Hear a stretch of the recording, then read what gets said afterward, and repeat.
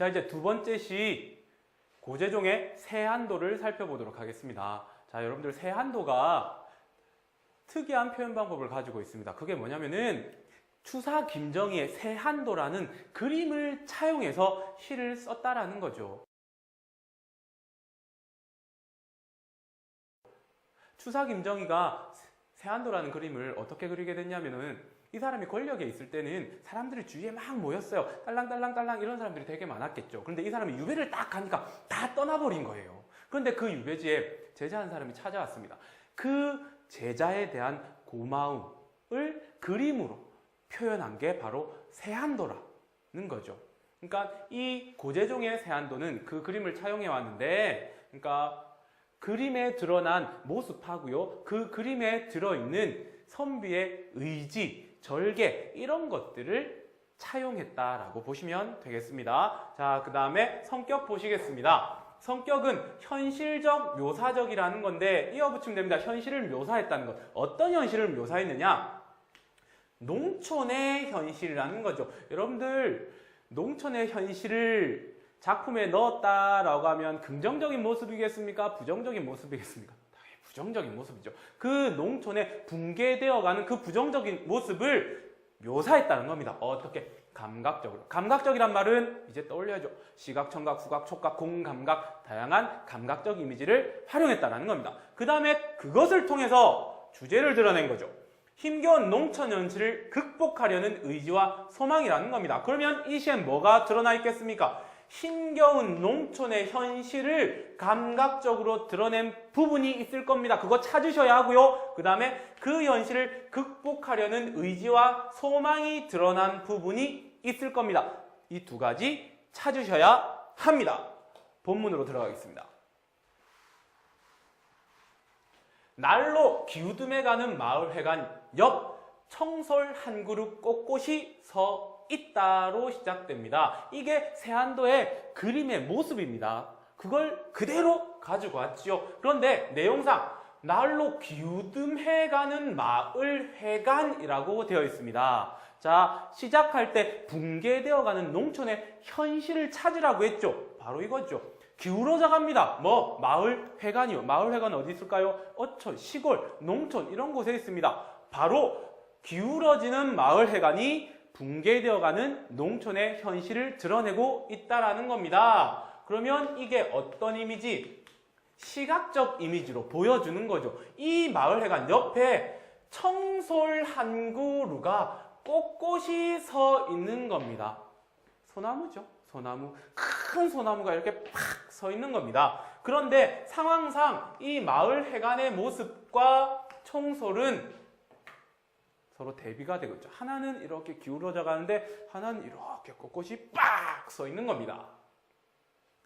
한때는 앰프 방송 하나로 집집이 생지까지 깨우던 회관 옆이랍니다.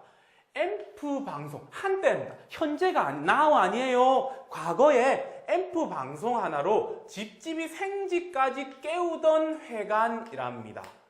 아주 잘 나가던 때 활발하던 농촌의 모습을 의미하는 거죠. 그 활발하던 농촌의 모습을 이번에는 어떤 이미지? 앰프 방송이니까 뭡니까? 청각이죠. 청각 이미지를 통해서 과거 잘 나가던 회관의 모습을 드러내고 있습니다. 그러면 1년의 회관의 모습과 2년의 회관의 모습은 서로 어떻게 되고 있습니까? 대비되고 있다는 거죠.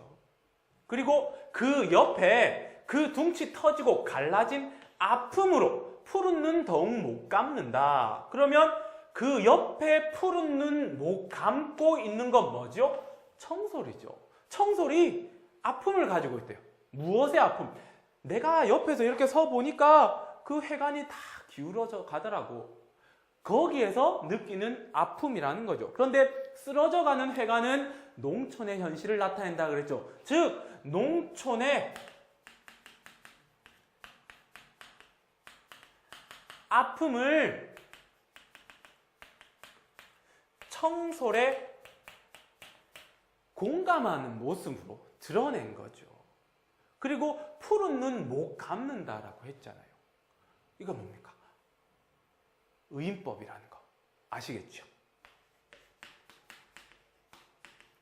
즉 푸른 눈 못 감다는 것은 그 농촌의 현실을 외면하지 못한다라는 겁니다. 자, 그 다음 보시겠습니다. 그 회관 들창 거덜내는 대바람 때마다 청솔은 또 한바탕 노엽게 운다. 회관 들창 거덜내는 입니다. 기울어져가는 뭔가 실현의 현실이라는 거죠.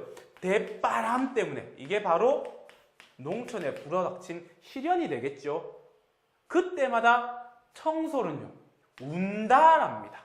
울어요. 무엇 때문에? 가슴 아프니까 자신이 지키고 있던 그 곳이 쓰러져 가니까 너무나도 공감합니다. 그래서 같이 울어준다라는 겁니다.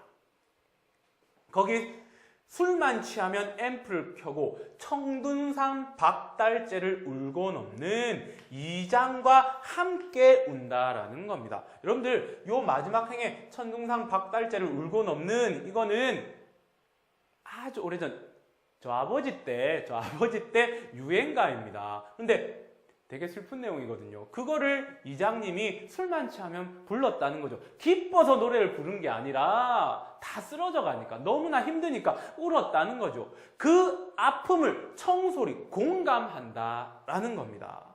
그리고 청솔이 그 아픔을 공감하는 것을 어떻게 표현했느냐? 의인법을 사용해서 표현하고 있다라는 거죠.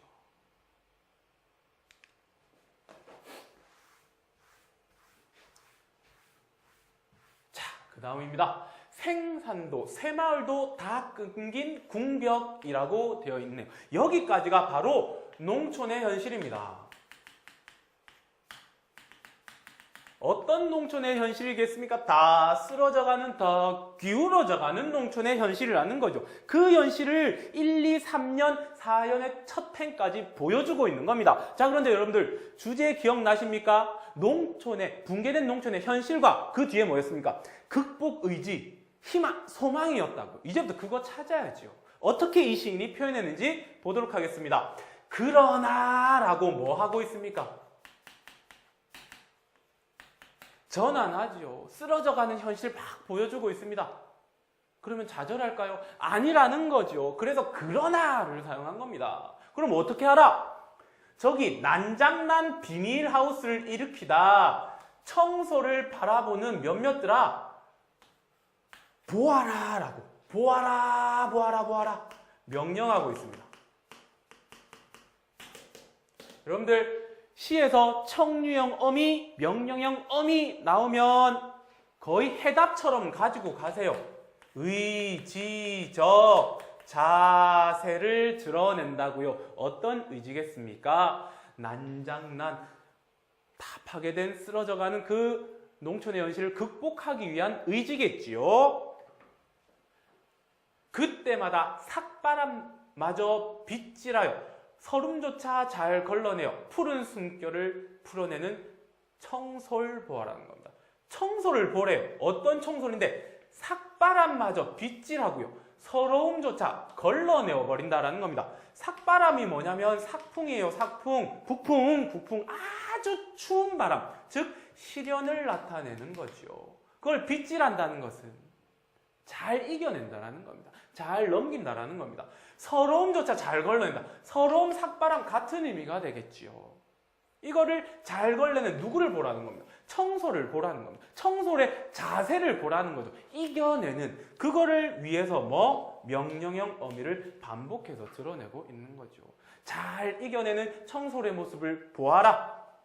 나는 희망의 노예는 아니거니와 부질없이 말로만 희망을 이야기하지는 않거니와 이런 뜻입니다. 까막같이 얼어 죽는 이 아침에도 까막같이 얼어 죽는 이 아침, 추운 아침, 붕괴된 농촌의 현실 이렇게 보시면 됩니다. 이 아침에도 동력에서 꼭두선입이 타오른다고요. 이 꼭두선이 빛은요 붉은 빛입니다. 이 빛이 동쪽에서 붉은 빛이 타오르면 태양이 떠오르는 거죠. 태양은 기본적으로 희망을 상징하겠죠. 그래서 여러분들 1월 1일 날 해 뜨는 거 보러 가잖아요. 전 안 갑니다. 자야 되니까. 자, 붉은 빛이 타오른다.